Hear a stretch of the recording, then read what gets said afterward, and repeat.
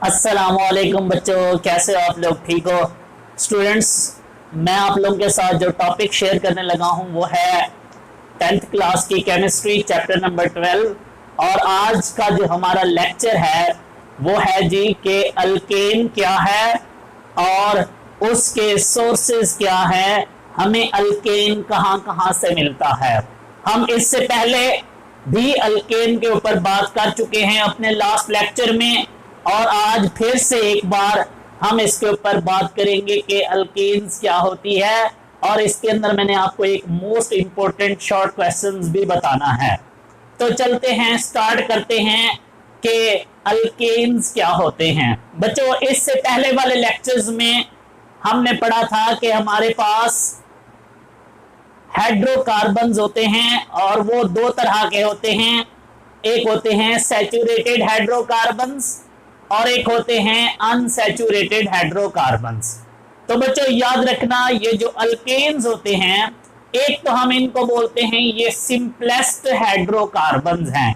Means hydrocarbon की जो सबसे सिंपल फॉर्म है बच्चों वो क्या होती है? अल्केन। तो पहला पॉइंट हमारा,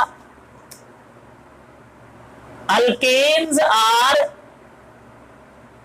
सिंपल हाइड्रोकार्बन्स।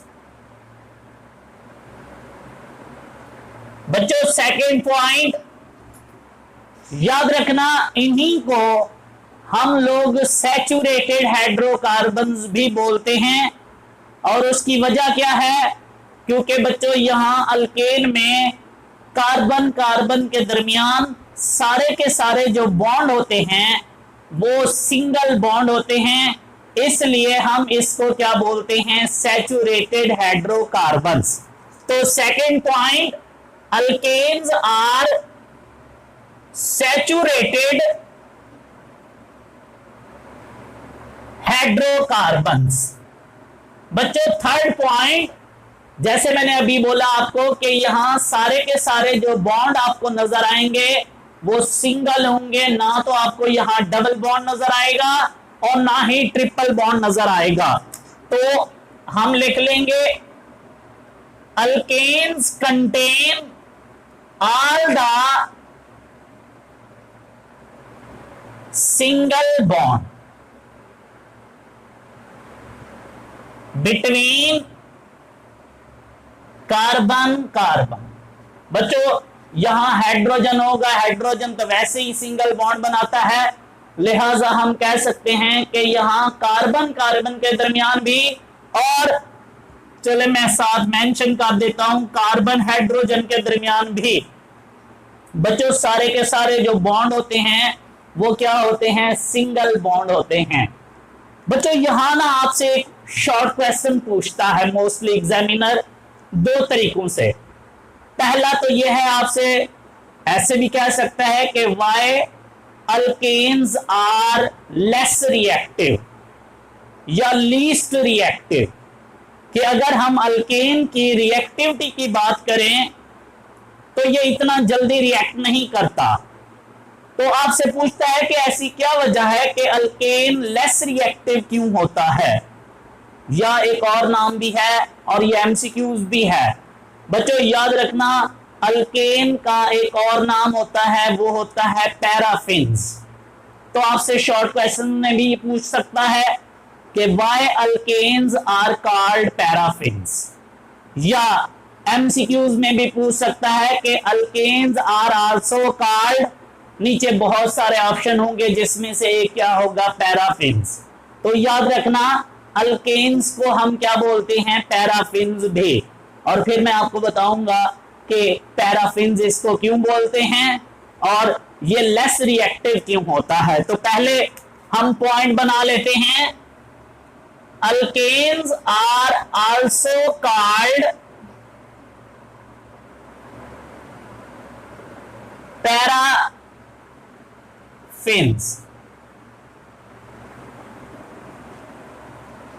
बच्चों याद रखना एक बात, ये जो वर्ड पैराफिन्स है ये लैटिन वर्ड से मिलके बना होता है।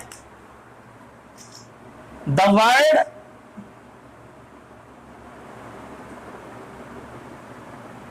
Paraffins is derived from the Latin word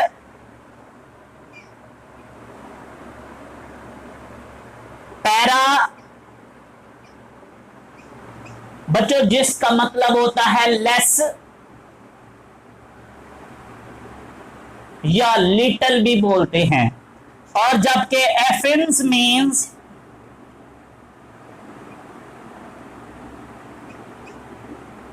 affinity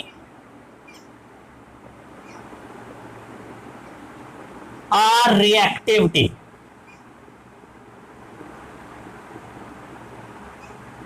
means आपसे बच्चों आप कोई भी पूछे कि why alkanes are called paraffins, तो आप कहोगे भाई the word paraffins is derived from a Latin word para means less and affins means reactive, so the alkanes are less reactive, और इसीलिए बच्चों हम लोग इसको क्या बोलते हैं, पैराफिन्स। मीन्स आपसे आप जब भी कोई ये सवाल करे कि अल्केन्स को हम पैराफिन्स क्यों कहते हैं, तो स्टूडेंट्स आपने उसे कहना है कि भाई अल्केन्स को हम पैराफिन्स इसलिए कहते हैं क्योंकि ये क्या होते हैं, लेस रिएक्टिव, और इसलिए हम लोग इसको क्या बोलते हैं, पैराफिन्स।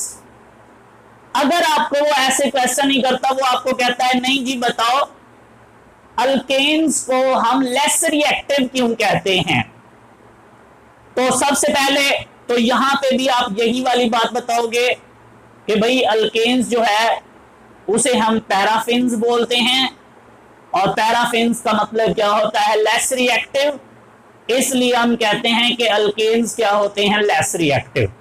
बच्चों ये जवाब काफी नहीं है, इंशाल्लाह जब आप सेकंड ईयर में चले जाओगे तो वहां पे तो बड़ी डिटेल के अंदर मौजूद है इसका जवाब। मैं आपको यहां 2 पॉइंट्स बता देता हूं बच्चों। इसमें एक तो वजह यह है कि अल्केन्स को हम लेस रिएक्टिव इसलिए बोलते हैं क्योंकि इसमें जो बॉन्ड होते हैं सारे के सारे वो होते हैं सिंगल बॉन्ड। बच्चों याद रखना ये जो सिंगल बॉन्ड होता है इसको तोड़ना बहुत डिफिकल्ट होता है, इसको तोड़ने के लिए हमें बहुत ज्यादा एनर्जी चाहिए। अब बड़ी क्लासेस में हम इस सिंगल बॉन्ड को बोलते हैं सिग्मा बॉन्ड, ये बड़ा स्ट्रॉन्गर बॉन्ड होता है, इसको तोड़ने के लिए हमें बहुत ज्यादा एनर्जी चाहिए होती है, इसलिए अल्केन्स क्या होते हैं, लेस रिएक्टिव। मींस एक वजह आप ये कह सकते हो कि alkanes contain single bond that are stronger bond that need too much amount of energy to require the break होने के लिए और रिएक्शन में हिस्सा लेने के लिए अल्केन को उस बॉन्ड को तोड़ना पड़ता है, जिसको तोड़ना बहुत मुश्किल है, जिसको तोड़ने के लिए बहुत ज्यादा क्या चाहिए, एनर्जी। एक वजह। दूसरी वजह अल्केन्स के लेस रिएक्टिव होने की। बच्चों हम कहते हैं कि जो अल्केन्स होते हैं ये होते हैं नॉन पोलर, क्योंकि बच्चों इसमें एक होती है कार्बन और एक होता है हाइड्रोजन। कार्बन और हाइड्रोजन की इलेक्ट्रोनेगेटिविटी ऑलमोस्ट सेम है, कार्बन की इलेक्ट्रोनेगेटिविटी है 2.5, हाइड्रोजन की है 2.1। ये दोनों के दरमियान इलेक्ट्रोनेगेटिविटी का डिफरेंस निग्लिजिबल है। याद रखो जब एटम्स के दरमियान इलेक्ट्रोनेगेटिविटी का डिफरेंस निग्लिजिबल हो तो उनकी नेचर क्या होती है, नॉन पोलर। बच्चों इसके अल्केन्स के नॉन पोलर होने से भी याद रखना जो चीजें पोलर होती हैं, जो आयोनिक होती हैं, जिनके ऊपर आयंस क्रिएट होता है, जिसके ऊपर पोल्स मौजूद होता है, वो ज्यादा रिएक्टिव होती हैं। तो अल्केन नॉन पोलर होती हैं, जिसकी वजह से हम इसको क्या बोलते हैं, लेस रिएक्टिव।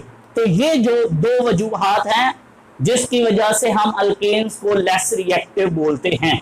आपकी बुक में इसको इस तरीके से बोल रहा है, कहता है अल्केन्स जो होते हैं उनकी वैलेंसी सैचुरेट होती है, क्योंकि ये हैं सैचुरेटेड हाइड्रोकार्बन, मीन जिनकी वैलेंसी सैचुरेट हो, जिन्होंने अभी और कोई बॉन्ड ना बनाना हो अपने से। एक कार्बन को ना हमेशा 4 बॉन्ड बनाने होते हैं, अल्केन ने वो 4 बॉन्ड ऑलरेडी बनाए होते हैं, इसलिए इसको किसी के साथ रिएक्ट करने की जरूरत नहीं होती, तो आपकी बुक में लिखता है कि अल्केन्स जो है इसकी वैलेंसी सैचुरेट होती है, जिसकी वजह से हम इसको क्या बोलते हैं, लेस रिएक्टिव। ये भी ठीक है, लेकिन इससे ज्यादा अच्छा ये है कि हम ये कहें कि इसमें क्या होते हैं, सिंगल बॉन्ड, और सिंगल बॉन्ड को तोड़ना बहुत मुश्किल होता है क्योंकि वो स्ट्रॉन्ग बॉन्ड है और उसको तोड़ने के लिए बहुत ज्यादा एनर्जी चाहिए। नंबर 2, ये नॉन पोलर होते हैं और नॉन पोलर लेस रिएक्टिव होते हैं, इसलिए अल्केन्स लेस रिएक्टिव भी होते हैं और इसलिए अल्केन का दूसरा नाम पैराफिन्स भी है। तो बच्चों ये था अल्केन का इंट्रोडक्शन। और दूसरा लास्ट पॉइंट बच्चों, आप जानते हो मैंने अपने पिछले लास्ट चैप्टर में भी आपको बताया था कि जो अल्केन का जनरल फार्मूला होता है वो क्या होता है हमारे पास, CnH2n+2। बच्चों यहां पे n से मुराद नंबर ऑफ, यहां क्या है, कार्बन एटम। यहां सपोज करो लाइक अगर हम बात करें मीथेन की तो उसमें कार्बन एटम की तादाद कितनी होती है, 1। तो यहां हम 1 पुट करेंगे, यहां पे भी 1 पुट करेंगे, तो क्या आ जाएगा, मीथेन का फार्मूला CH4। ये काम हम ऑलरेडी कर चुके हैं। और यहां ये भी मैं आपको लास्ट लेक्चर में बता चुका हूं कि अल्केन में ये जो n है, ये जो नंबर ऑफ कार्बन एटम है, इनकी तादाद 1 से लेके कहां तक हो सकती है, 40 तक हो सकती है। तो ये छोटा सा एक इंट्रो था अल्केन से मुतल्लिक। अब हम चलते हैं और एक बार याद रखना, अल्केन जो सबसे सिंपल अल्केन फैमिली से जो कंपाउंड ताल्लुक रखता है उसका नाम मीथेन है। उसके बाद ethane, propane, butane and so on, already आप पिछले चैप्टर्स में पढ़ चुके हो। चलते हैं दूसरे टॉपिक पे, इसका नाम है सोर्सेज ऑफ अल्केन। हमसे शॉर्ट क्वेश्चन में भी पूछा जा सकता है कि भाई अल्केन के सोर्सेज बताओ। आपकी बुक में कोई 5, 5.5 या 6 सोर्सेज हैं जो मैं आपके साथ शेयर करने लगा हूं। तो सबसे पहला सोर्स बच्चों, अगर आपको अल्केन कभी चाहिए हो तो अल्केन का जो मेन सोर्स है वो होता है पेट्रोलियम और नेचुरल गैस। तो पहला point, the main source of alkane is petroleum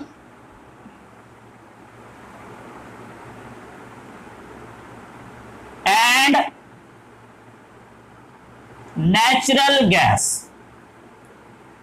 okay जी, दूसरे पॉइंट पे आते हैं बच्चों। जो मीथेन गैस है CH4, ये हम पहले भी बात कर चुके हैं, ये 85% मौजूद होती है नेचुरल गैस में। मींस अगर आपको मीथेन जो कि एक अल्केन है अगर वो चाहिए तो वो आपको कहां से मिलेगी, नेचुरल गैस में से, क्योंकि नेचुरल गैस में 85% क्या मौजूद होती है, मीथेन गैस। तो ये हमारा पॉइंट हो गया कि मीथेन is present 85%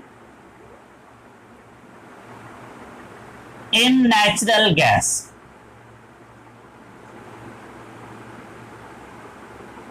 बच्चों CH4 होता है, मीथेन गैस 85% जो है वो किस में मौजूद होती है, नेचुरल गैस में। और थर्ड सोर्सेज है जी हमारे पास अल्केन का। बच्चों कभी आपको कमर्शियल स्केल पे, इंडस्ट्रियल स्केल पे अगर कोई आपको अल्केन चाहिए हो तो वो हमें कहां से मिलती है, अगर हम क्रूड पेट्रोलियम की, हम ऑलरेडी पेट्रोलियम के बारे में जानते हैं कि जब हम रॉक्स में से उस जो मिनरल ऑयल होता है, जो रॉक ऑयल होता है, उसको जब हम निकालते हैं तो उसके अंदर बहुत सारी इंप्योरिटीज मौजूद होती हैं, उसमें solid, liquid, gases, hydrocarbons mix होते हैं और उन्हीं मिक्स जो हमारे पास मिक्सचर होता है उसे हम बोलते हैं क्रूड पेट्रोलियम। और फिर हम उन सबको एक दूसरे से अलग-अलग करते हैं और उसके लिए हम एक टेक्निक यूज करते हैं जिसका नाम क्या होता है, fractional distillation.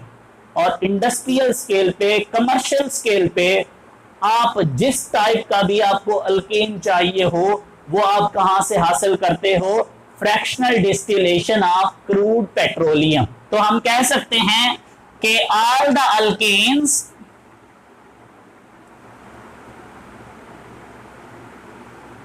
Are obtain commercially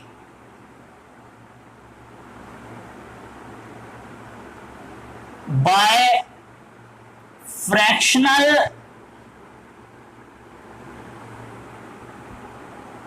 distillation of crude petroleum। बच्चों ये हमारे पास 3 सोर्सेज हो गए जहां से हम क्या कर सकते हैं?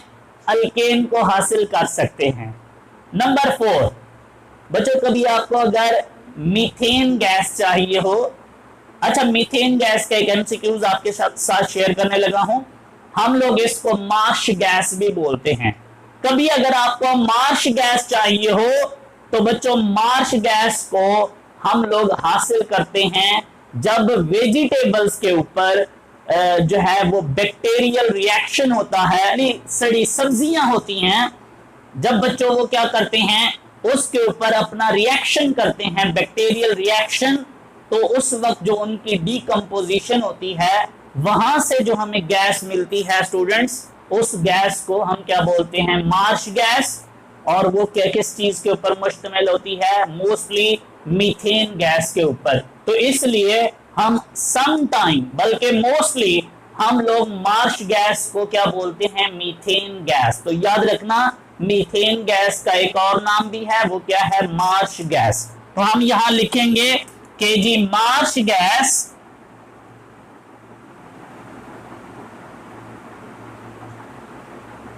is obtained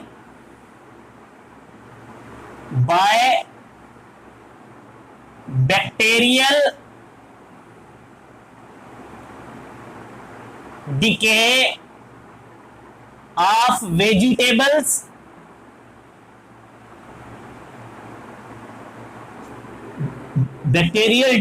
of vegetables that contain mostly CH4, methane जिसे हम बोलते हैं। तो बच्चों ये जो मार्श गैस है ये हमें कब मिलती है? जब वेजिटेबल के ऊपर बैक्टीरियल डिके होता है, तो वहां से हमें कौन सी गैस मिलती है? Marsh gas. और उस मार्श गैस के अंदर वो मोस्टली किस चीज पे मुश्तमिल होती है? अल्केन, जिसका नाम क्या है? मीथेन। तो इसके बाद है जी हमारे पास 5th अल्केन का सोर्स। बच्चों अगर हमें अल्केन में कुछ फ्यूल गैसेस होती हैं, वो जो फ्यूल गैसेस होती हैं बच्चों वो हमें मिलती हैं कोल गैस में से। और उन फ्यूल गैसेस के अंदर बच्चों स्मॉल अमाउंट के अंदर क्या मौजूद होती है? अल्केन्स। मींस फ्यूल गैस हमें मिलती है किसमें से? कोल गैस में से। और कोल गैस हम ऑलरेडी कोल वाले टॉपिक में पढ़ चुके हैं। तो ये जो फ्यूल गैसेस होती हैं ये हमें कहां से मिलती हैं? कोल गैस में से। और इनके अंदर क्या मौजूद होता है? Small amount of alkanes. तो हम कह सकते हैं कि fuel gases contain small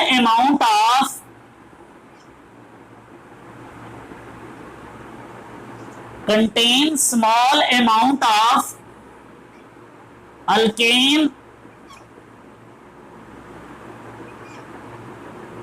that obtain from the coal gas। अब बच्चों लास्ट एक है आपकी बुक में बताता है कि ये जो मीथेन गैस है या ये जो मार्श गैस है ये हमें मिलती है जी जो हमारे पास गोबर गैस होती है, ये जो जानवरों का वेस्ट होता है, इनके यहाँ से जो हमें गैस मिलती है वो क्या होती है? गोबर गैस।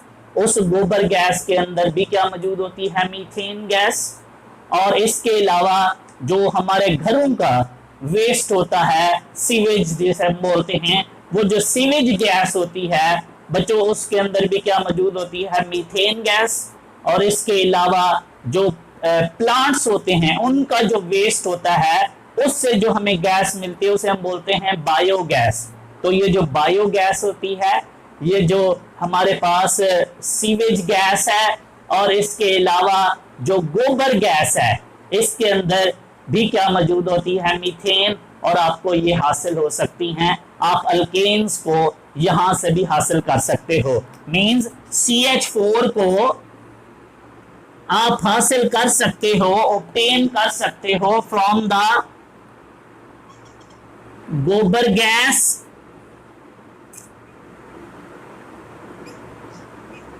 सीवेज गैस,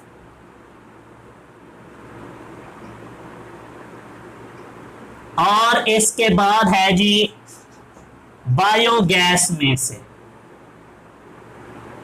हमें क्या मिलती है, मीथेन गैस। तो बच्चों ये जो थे हमारे, ये हैं सोर्सेज ऑफ अल्केन। आपको अल्केन्स जो है यहां से मिल सकती है। मेन आपसे मोस्टली शॉर्ट क्वेश्चंस पूछता है, तो आप लोगों को एटलीस्ट 2 या 3 हर वक्त पता होना चाहिए। तो ये था हमारा टॉपिक, इसको एंजॉय करो। Thank you so much, Allah Hafiz.